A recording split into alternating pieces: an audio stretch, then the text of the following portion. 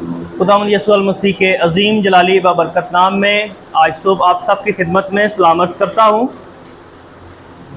खुदावंद का शुक्र हो, उसने आज एक बार फिर हमारी ज़िंदगी में ये मौका फराहम किया कि हम खुदावंद के घर में आए, उसकी इबादत करें।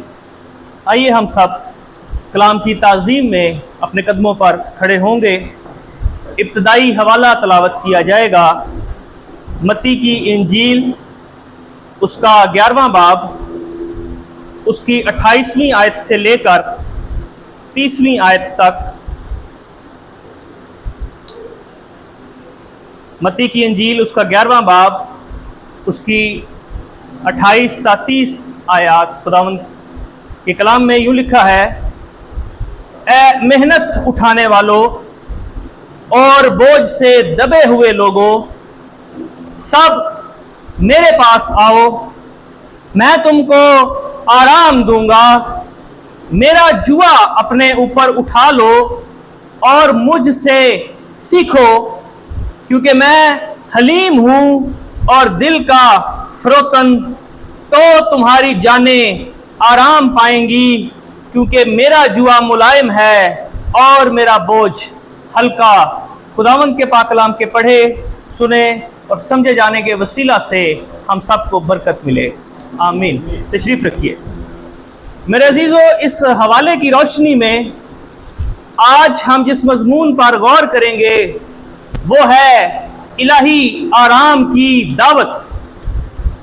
ये आम दावत नहीं है, बल्कि ये खुदाए मुजस्सम की तरफ से दी गई तमाम तर इंसानियत को दावत जो है वो दी जा रही है। ये इंसानी तारीख की सबसे अजीम दावत है, क्योंकि ये अजीम तरीन उस्ताद, इंसान दोस्त लीडर, बादशाहों के बादशाह, खुदावंदों के खुदावंद यस्सु अल मसीह की आलमगीर दावत है।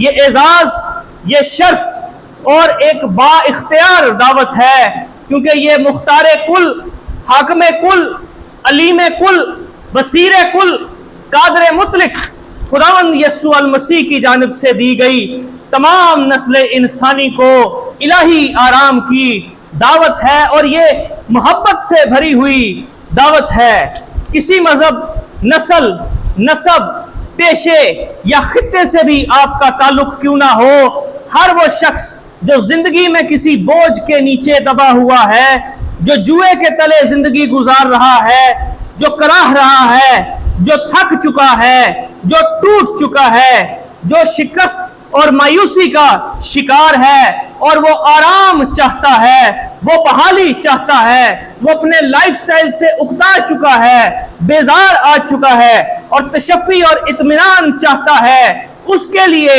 ये दावत है, मेरे पास आओ, मेरे पास आओ, मैं तुम्हें आराम दूंगा। दुनिया के अंदर बहुत से तरीके बताए जाते हैं हालात बदल जाने के, जिंदगियां तब्दील होने के, मॉडिफिकेशन के, स्टाइल चेंज के, लेकिन सब के सब आर्जी हैं, दुनियावी हैं, कच्चे हैं। एक ही हल है और वो हल खुदावंद यस्सु अल मसीह के पास आ जाने में है, क्योंकि जब हम यस्सु के पास आ जाते हैं तो मेरे अजीजों, हमारे बोझ ढलकाए जाते हैं, हमारे जुए तोड़े जाते हैं, हमारे बंधन खुल जाते हैं, हमारे हालात बदल जाते हैं और हम इलाही आराम और इलाही इत्मीनान को हासिल करते हैं। ये इलाही आराम और इत्मीनान खुदावंद यस्सु अल मसीह के पास आए बगैर कभी भी हासिल नहीं हो सकता। मसीह की इस दावत में खौफ और दहशत के अंधेरों में भटकते हुए इंसान के लिए खुशी की एक रोशनी पाई जाती है। फिक्रों की दलदल में धंसे हुए शख्स के लिए ये दावत उम्मीद की एक जिंदा चट्टान है। मायूसियों के पानियों में डूबते हुए शख्स के लिए ये दावत एक आसमानी सहारे की नवीद है, खुशखबरी है। और एहसास जुर्म और पछतावे के हिसार में गिरफ्तार एक कैदी शख्स के लिए यह दावत रिहाई के अहकामात की मानिंद है और तन्हाई के बियाबानों में थके मांदे और प्यास से बिलखते हुए शख्स के लिए ये दावत जिंदगी का सरचश्मा है। और दरअसल ये दावत सिर्फ आराम की दावत नहीं, बल्कि इस दावत के अंदर मेरे अजीजों 3 दावतें पोशीदा हैं। और हम आज खुदावंद के कलाम की रोशनी में इन 3 दावतों पर गौर करेंगे और खुदावंद से फजल मांगेंगे कि खुदावंद अपना इलाही आराम, खुदावंद अपना इत्मीनान जो समझ से बिल्कुल बाहर है, वो हम सब की जिंदगियों के अंदर दाखिल करे और हमारे बोझ ढलकाए जाएं। सबसे पहला जो दावत है, सबसे पहला जो बिशारत का काम यहां पर किया जा रहा है, वो आराम की बिशारत दी जा रही है। आराम की दावत इन आयात में दी जा रही है। और जिनको कहा जा रहा है, जो मुखातबीन हैं इस टेक्स्ट के अंदर, वो लोग हैं जो मेहनत उठाने वाले हैं और बोझ से दबे हुए लोग हैं। मेहनत उठाने वाले, कुचले हुए और बिल्कुल झुके हुए शिकस्ता लोग जो हैं, उन्हें यीशु मसीह दावत दे रहा है कि मेरे पास आओ। ये पहली बशारत है, ये पहली दावत है और ये आराम की दावत है। मेरे अजीजों, खरूज की किताब उसके 5वें बाब के अंदर हमें झुके हुए और मेहनत उठाने वालों की एक तस्वीर नजर आती है। जब बनी इसराइल फिरौन की गुलामी के अंदर हैं, उनकी एजारसानी की जा रही है, उनकी नस्ल कशी की जा रही है, उनसे जबरन मुशक्कत करवाई जा रही है और उनके हकूक गसब कर लिए गए हैं। कोई अदालत, कोई कानून उनके लिए मौजूद नहीं है और जबरदस्ती उनसे मुशक्कत किस तरह ली जाती है। पहले उनको मटेरियल प्रोवाइड किया जाता था कि तुम ईंटें बनाओ, सिर्फ मटेरियल प्रोवाइड करना ये फिरौन की रियासत की जिम्मेदारी थी। और मुशक्कत ये हो गई कि अब उन्होंने कहा कि भूस भी, मटेरियल भी तुमने खुद लेकर आना है और ईंटों की जो प्रोडक्शन है वो भी कम किसी सूरत में नहीं होनी चाहिए।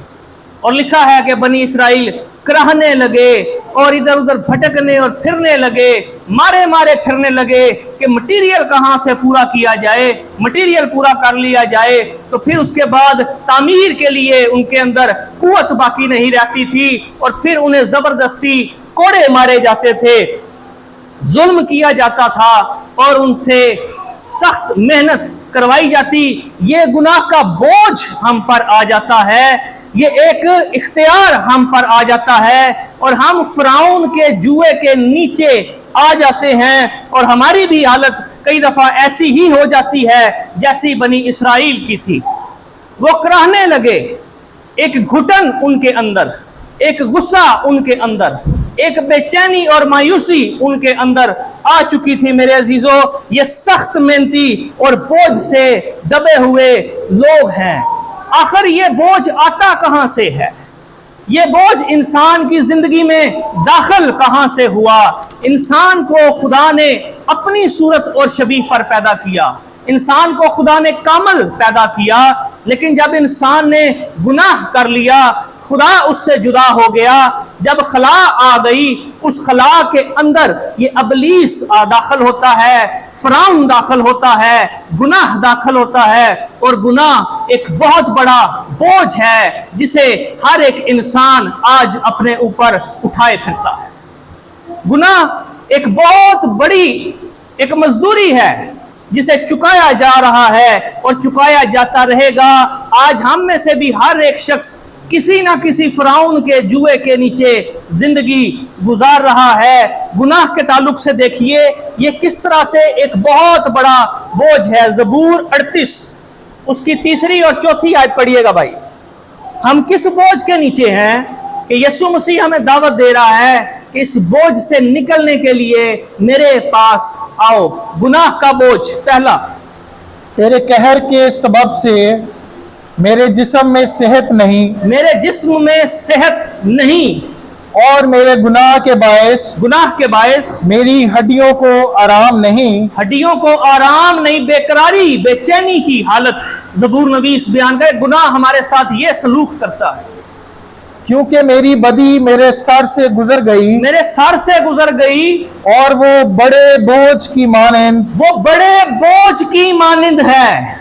میری بدی میرے سر سے گزر گئی اور وہ بڑے بوجھ کی مانند ہے.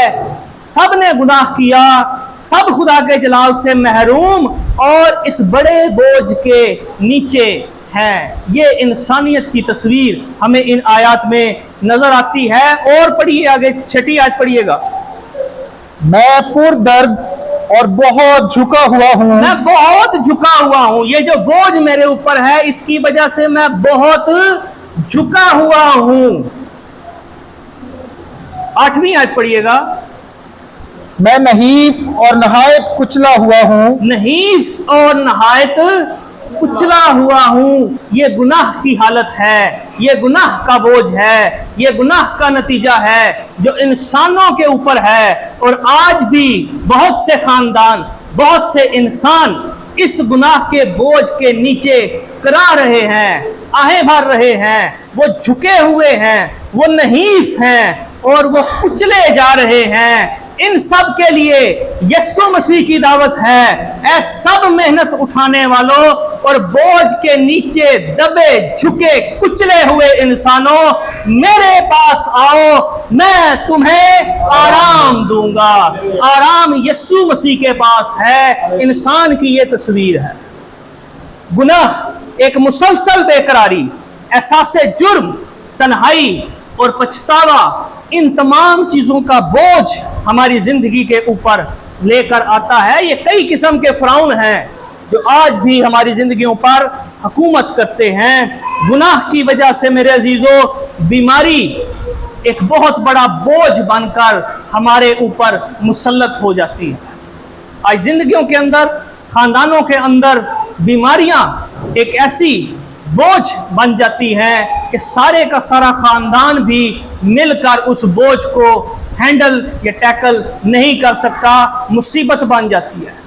لوگوں کی جائیدادیں فروخت ہو جاتی ہیں، لوگوں کے مستقبل تباہ ہو جاتے ہیں کسی ایک شخص کی بیماری کا علاج کرواتے کرواتے. اتنا بڑا بوجھ ہے، سب مل کر بھی نہیں ڈھلکا سکتے. کئی زندگیاں مالی بحرانوں کا شکار ہیں. غربت ایک بہت بڑا المیہ، ایک بہت بڑا بوجھ ہے. قرض کی لعنت کے نیچے لوگ آ جاتے ہیں اور کئی نسلیں اس بوجھ کو اٹھائے پھرتی ہیں. اور مبارک ہو، ہم پاکستانی ہیں، ہماری پتہ نہیں کتنی نسلیں مقروض چلی آئی ہیں اور پتہ نہیں کتنی مقروض ابھی رہیں گی.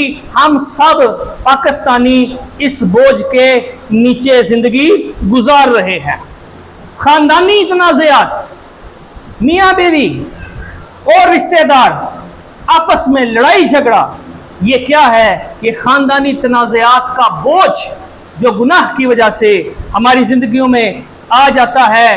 نفسیاتی مسائل، ڈپریشن، انگزائٹی، آج کل لوگوں کو سب سے بڑی میں سمجھتا ہوں کہ ضرورت، آپ سرچ کر کے دیکھ لیں، سب سے زیادہ ضرورت آج کی دنیا کو، آج کے انسان کو، وہ سکون کی تلاش، وہ اطمینان کی تلاش. دولت پاس، سہولت پاس، سب کچھ پاس، اس کے باوجود جب کسی سے پوچھا جائے تو کہتا ہے جی بھائی جی سکون نہیں ہے، زندگی کے اندر اطمینان نہیں ہے، زندگی کے اندر آرام نہیں ہے، کیونکہ آرام صرف اور صرف یسوع مسیح کے پاس ہے. وہ کہتا ہے محنت اٹھانے والوں، بوجھ سے دبے لوگوں، سب میرے پاس آؤ، میں تمہیں آرام دوں گا. اور آرام دنیا کے اندر کہیں نہیں ہے. گناہ کی وجہ سے یہ غربت، یہ بیماریاں، یہ لعنتیں، یہ قرض، یہ نفسیاتی مسائل، روحانی مسائل، بدروئیں ہمیں گھیر لیتی ہیں اور ہمیں معلوم نہیں ہوتا، اور ہم اسی بوجھ کے ساتھ زندگی جو ہے وہ گزارتے رہتے ہیں. ہم دوائیاں کھاتے رہتے ہیں لیکن ہمیں سمجھ نہیں آتی کہ اصل دوائی، اصل معالج، جو طبیب اعظم ہے، ہم نے اس کے پاس جانا ہے. دنیا کہتی ہے دوائیاں کھاؤ، دنیا کہتی ہے علاج کراؤ، ایکسرسائز کرنی چاہیے، سوئمنگ کرنی چاہیے، یوگا کرنا چاہیے، میڈیٹیشن کرنی چاہیے، ورزش کرنی چاہیے، جم جانا چاہیے، کتابیں پڑھنی چاہیے، اور پتہ نہیں کون کون سی چاہیے جو دنیا کی چاہتے ہیں وہ ان میں ہم پڑ جاتے ہیں. نشہ بازی لوگ کرتے ہیں آرام پانے کے لیے، لیکن انہیں آرام نہ ہی ملتا ہے نہ ہی ملے گا، کیونکہ آرام صرف اور صرف यीशु मसीह के पास है और किसी के पास आराम नहीं है। आप सारी दुनिया को हासिल कर लें, अगर अपने खुदा से जुदा हैं, अगर आपने अपनी रूह, दिल, जान उसके सपुर्द नहीं किया, आप दुनिया में कहीं पर भी आराम और इत्मीनान हासिल नहीं कर सकेंगे। इस गुनाह का इलाज ढूंढने के लिए शरीयत अनायत की गई, लेकिन शरीयत बजाते खुद एक बोझ बन गई। जो इलाज करने के लिए दी गई, या लोगों ने समझा कि शरीयत के अंदर गुनाह का इलाज है, ये हमें बोझ से डलकाने के लिए है, लेकिन वो बजाते खुद एक बड़ा बोझ बन गई। मत्ती की अंजील 23वां बाब, उसकी दूसरी आयत से चौथी आयत तक पढ़िएगा भाई जरा। बड़ा दिलचस्प बयान है यीशु मसीह का शरीयत के बारे में। मत्ती की अंजील 23वां बाब। और फक्की और फरीसी मूसा की गद्दी पर बैठे हैं। मूसा की गद्दी पर बैठे हैं, शरीयत देने वाले हैं, शरीयत के मौलम हैं, उस्ताद हैं, मूसा की गद्दी पर बैठे हैं जी। बस जो कुछ वो तुम्हें बताएं वो सब करो और मानो, लेकिन उनके से काम ना करो, क्योंकि वो कहते हैं और करते नहीं। कहते हैं और करते नहीं। फकीह और फरीसी की बात हो रही है जी। वो ऐसे भारी बोझ जिनको उठाना मुश्किल है। ऐसे भारी बोझ जिनको उठाना मुश्किल है। किसकी बात हो रही है? शरीयत के अहकामात की बात हो रही है। आगे, बांध कर लोगों के कंधों पर रखते हैं जी, मगर आप उनको अपनी उंगली से भी हिलाना नहीं चाहते। हिलाना नहीं चाहते। पंड बन के शरीयत दी ते लोकां ने मोढे ते धर देने, खुद उसको उंगली भी लगाना पसंद नहीं करते। शरीयत का बोझ है और ये शरीयत के बजाय लोगों को उससे निकाले, ये बोझ बनकर और उसके ऊपर आ जाती है और इंसान का हाल और बुरा हो जाता है। लूका की इंजील 13वें बाब की 11वीं आयत के अंदर एक कुबड़ी औरत का जिक्र है जो हैकल के अंदर मौजूद है, और खुदावंद यीशु अल मसीह ने वहां पर तालीम दी। तालीम देने के बाद खुदावंद यीशु ने उस औरत को अपने पास बुलाया, उसे इस आराम की दावत दी जो कुबड़ी हो चुकी है, जो झुकी हुई है, जो नहीफ है, जो टूटे और कुचले जाने के करीब है। 18 साल से वो इस बोझ के नीचे जिंदगी गुजार रही है। उसे यीशु ने दावत दी, ऐ सब मेहनत उठाने वालों और बोझ से दबे थके मांदो, मेरे पास आओ, मैं तुम्हें आराम दूंगा। हालेलुया। और जैसे ही वो औरत खुदावंद यीशु अल मसीह के पास आई, उस बोझ से, और ये बोझ बदरूहों की वजह से, उसके लिखा है उसके अंदर बदरू थी और उस बदरू ने उसे कुबड़ा कर दिया था। 18 साल से वो इसी बोझ के नीचे कराह रही थी, लेकिन यीशु मसीह के पास आने से, इस दावत को कबूल करने से, जैसे ही हम यीशु के पास आते हैं, यीशु ने लिखा है अपने हाथ उसकी कमर पर रखे और यीशु अल मसीह की तख्लीकी कुदरत, यीशु अल मसीह की शिफाइया कुदरत ने काम किया और उसके ऊपर से कुबड़ेपन का बोझ ढलक गया और लिखा है वो बिल्कुल सीधी हो गई। यीशु मसीह के पास आने से आराम मिलता है, शरीयत के बोझ उठाने से आराम नहीं मिलता। शरीयत के पास जाने से सिर्फ गुनाह की पहचान होती है और इब्जी की तरफ इशारा होता है, लेकिन आराम वो यीशु मसीह के पास आने से ही मिलता है। और वहां पे जो शरीयत के ठेकेदार थे, उन्होंने देखा, उन्होंने क्या कहा कि बाकी 6 दिन होते हैं, उनमें आकर शिफा पाया करो। शिफा पाने के लिए भी कोई दिन मुकर्रर है, निजात पाने के लिए भी कोई दिन मुकर्रर है नहीं। यीशु मसीह की दावत तमाम आलम के लिए है और हर वक्त मयस्सर है। हम खुदावंद के फजल के तख्त के सामने किसी भी वक्त जा सकते हैं और खुदावंद से इस आराम को तलब कर सकते हैं, क्योंकि यीशु मसीह वो है जो सबत का भी मालिक है। हालेलुया। शरीयत सबत दे सकती है, बोझ नहीं हटा सकती।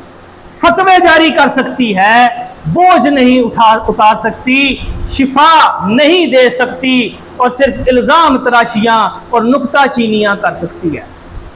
भाई तालीम तुमने खोली हुई है, किताबें तुम्हारे पास है, इल्म तुम्हारे पास है, तो उसका मसला भी हल करो ना, उसको शिफा भी तो दो ना, उसका बोझ भी तो ढलकाओ ना। जब ये नहीं कर सकते तो फिर कम अज कम लोगों को यस्सु के पास आने से मना ना करो। ऐ सब मेहनत उठाने वालों, यस्सु के पास आओ, वो तुम्हें आराम देगा। कोई सबत नहीं, वो सबत का मालिक है, और वो चाहता है कि हर एक बोझ से दबा हुआ शख्स उसके पास आए, वो उसके बोझ को हटा देगा। आज तेरी जिंदगी के अंदर जो भी बोझ है, तू जिस भी जुए के अंदर है, यस्सु के पास आ, इस दावत को कबूल कर, तेरी जिंदगी के अंदर से वो इस बोझ को ढलका देगा। और फिर उसके बाद दूसरी दावत, बोझ ढलकाने के बाद हम आजाद नहीं छोड़ दिए जाते, हम शुतर बेमुहार नहीं हो जाते। खुदा चाहता है कि हम खुदावंद यस्सु अल मसीह में आराम पाने के बाद उसके जुए के नीचे आ जाए। एक जुए से हमारी गर्दन, हमारी जान छूट गई है, और अब हम यस्सु मसीह के जुए में जुट जाएं और उसकी खेती में काम करने वाले बन जाएं।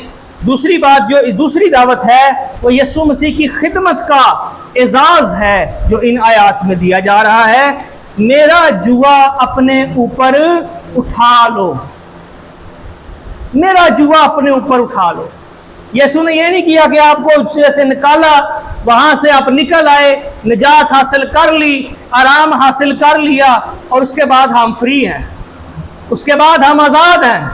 नहीं, बल्कि हम यस्सु मसीह के गुलाम हैं, और गुलाम की अपनी मर्जी, अपना टाइम टेबल कुछ भी नहीं होता। नौकरी और गुलामी में फर्क है।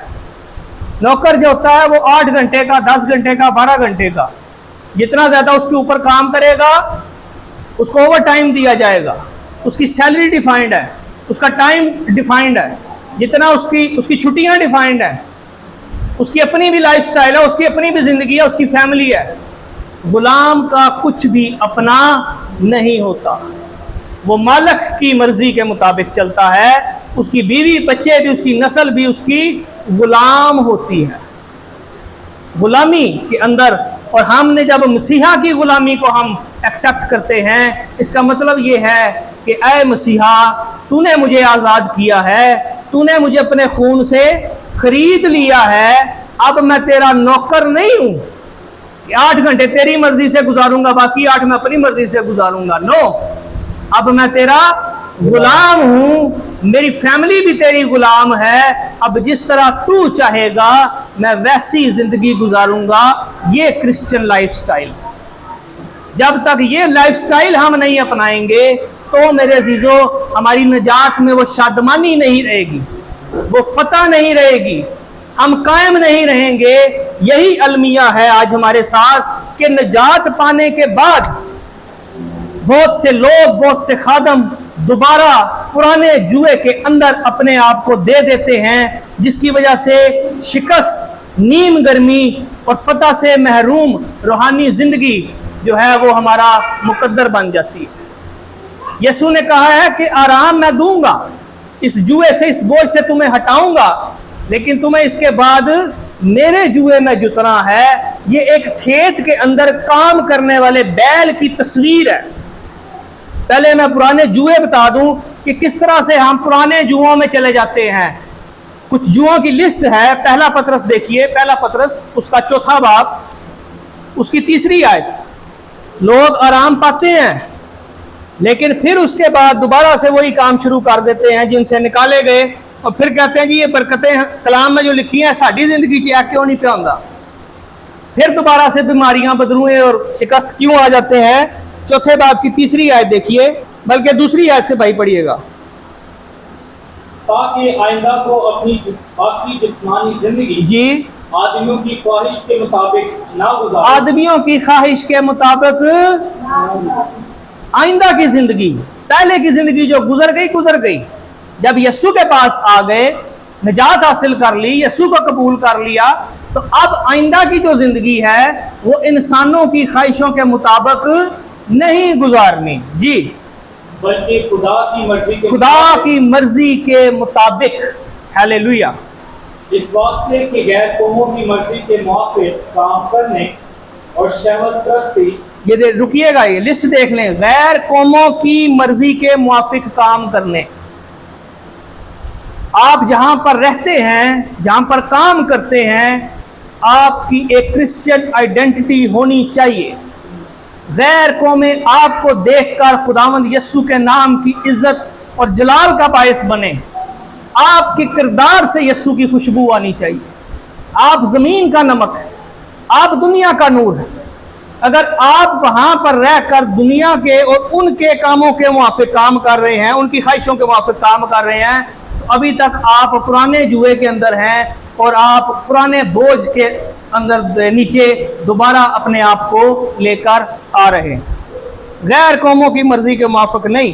پھر جی شہوت پرستی، دوسری لسٹ آگے، بری خواہشوں، بری خواہشوں، میں خواری، ناچ رنگ، نشہ بازی نشہ بازی اور مکروہ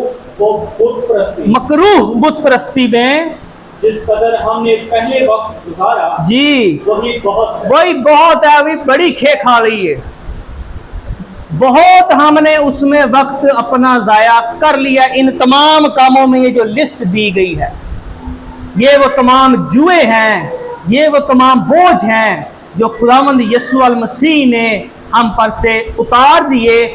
دوبارہ ان جوئے میں نہ جتیں، بلکہ یسوع مسیح کے جوئے کو اپنے اوپر اٹھا لو۔ یہ دوسری چیز ہے جو ہمیں یسوع مسیح میں آزادی کا، آرام کا تجربہ کرنے میں مددگار ہوتی ہے۔ اس میں ہم قائم رہتے ہیں۔ کھیت کے اندر جب ایک بیل کام کرتا ہے تو وہ مالک کے جوئے کے اندر جتا ہوتا ہے۔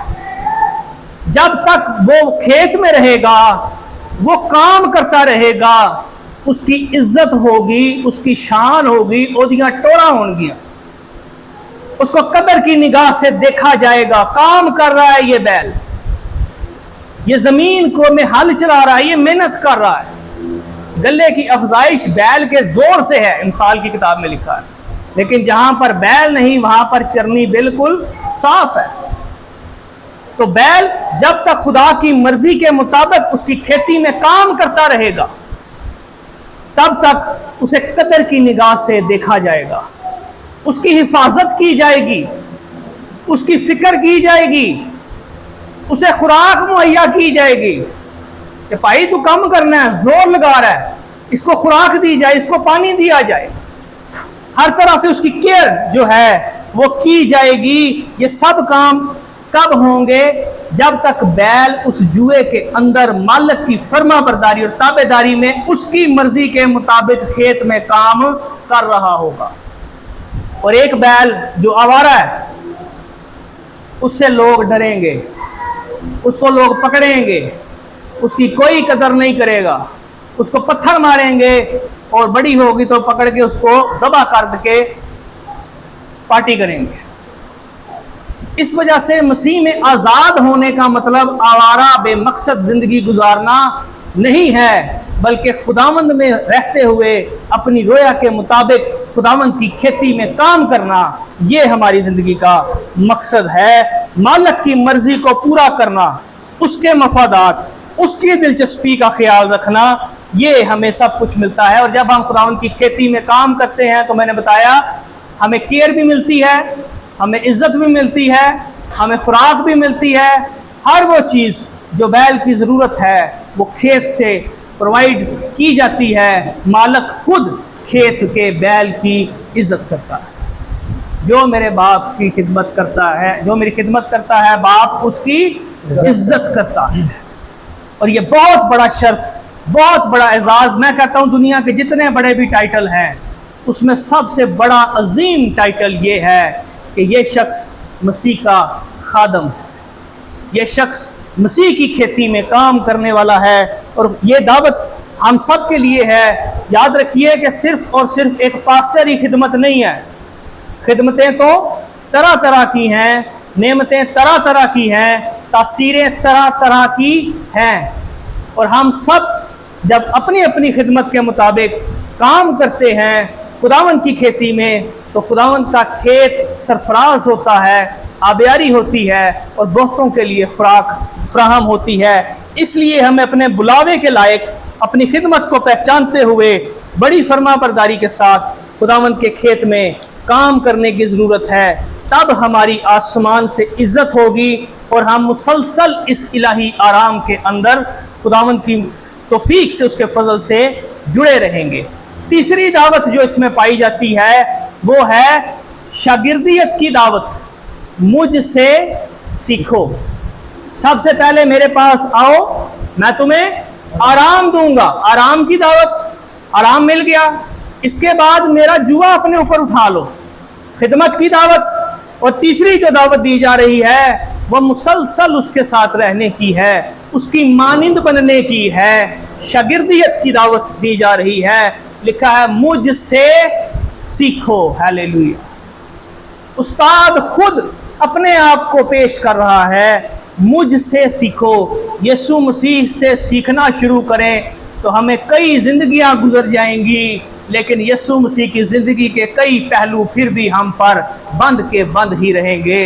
वो इतनी अजीम किताब है, उसे कोई भी पूरे तौर पर जान नहीं सकता। फौरी सियाको सबाक के अंदर दो खूबियां बयान की गई हैं। क्या सीखें मसीह से? मसीह ने अपनी ज़िंदगी के बारे में, अपने किरदार के बारे में दो खूबियां बयान की हैं। मैं हलीम हूँ और दिल का फरोतन हूँ। जब हम शागिर्दियत में आते हैं, शागिर्द की दो बड़ी खूबियां ये हैं कि वो दिल का हलीम और फरोतन होता है। ये शागिर्द की ज़िंदगी के जेवर हैं मेरे अज़ीज़, कि हम शागिर्द हों। जब हम शागिर्द होंगे तो फिर हम दूसरों को भी शागिर्द बना सकते हैं। मगरूर, शकी पास, घमंडी, ये शागिर्द की प्रॉपर्टीज नहीं है। शागिर्द की प्रॉपर्टीज हलीमी में है, फरोतनी में है। हलीम किसको कहते हैं? हलीम जैसे हम सर्कस में देखते हैं कि ताकतवर जानवरों को, शेर जैसे जानवर को सुधाया जाता है, काबू किया जाता है, कंट्रोल किया जाता है। उसकी ताकत को मालिक अपने काबू में कर लेता है। वो अपने जोर में नहीं रहता, वो मालिक की मर्जी से अपने जोर को इस्तेमाल करता है। सुधाया जाना, इसे कहते हैं हलीम हो जाना।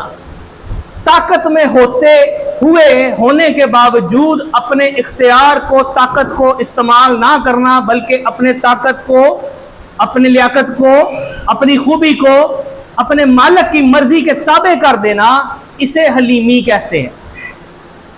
और पौलुस रसूल ऐसा ही हलीम शख्स बन गया, जो दूसरों को सताने वाला था, जो दूसरों को तंग करने वाला था, जो कलीसिया के अंदर दहशत का एक इस्तियारा समझा जाता था।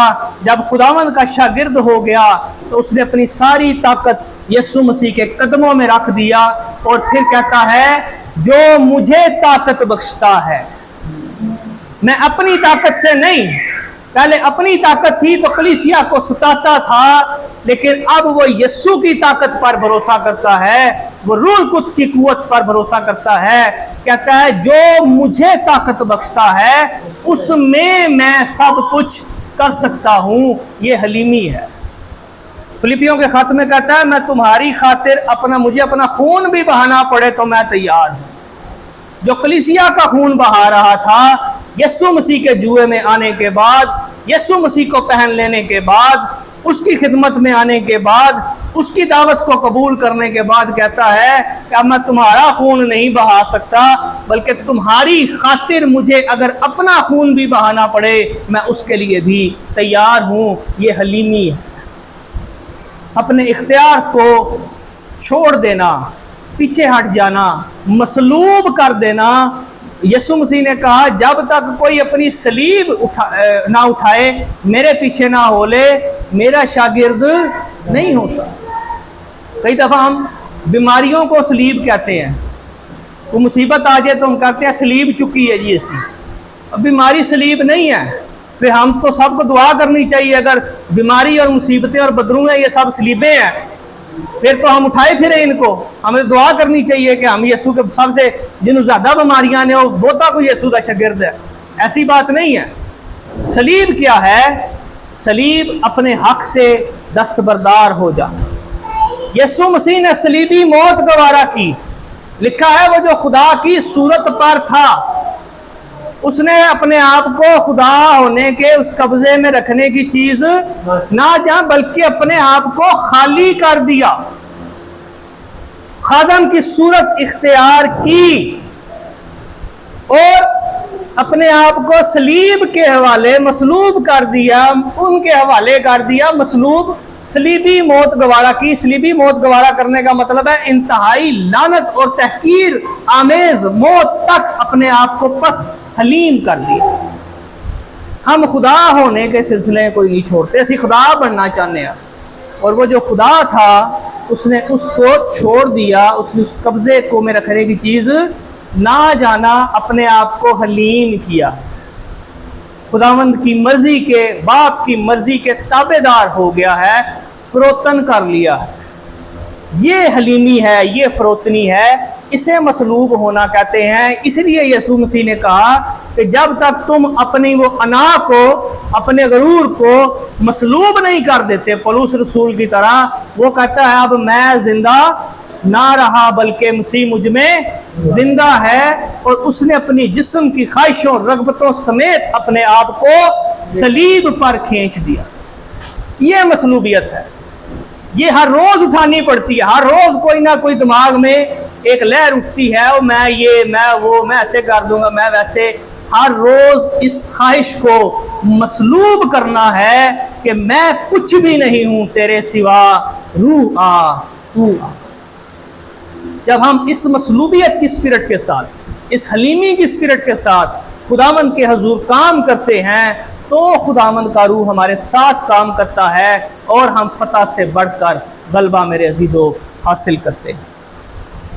حلیمی کا مطلب ہے اپنے آپ کو، اپنی طاقت کو قابو میں رکھتے ہوئے اپنے مالک کی مرضی کے مطابق کام کرنا، اور اس کا اجر کیا ہے؟ حلیمی میں مبارک بادی ہے۔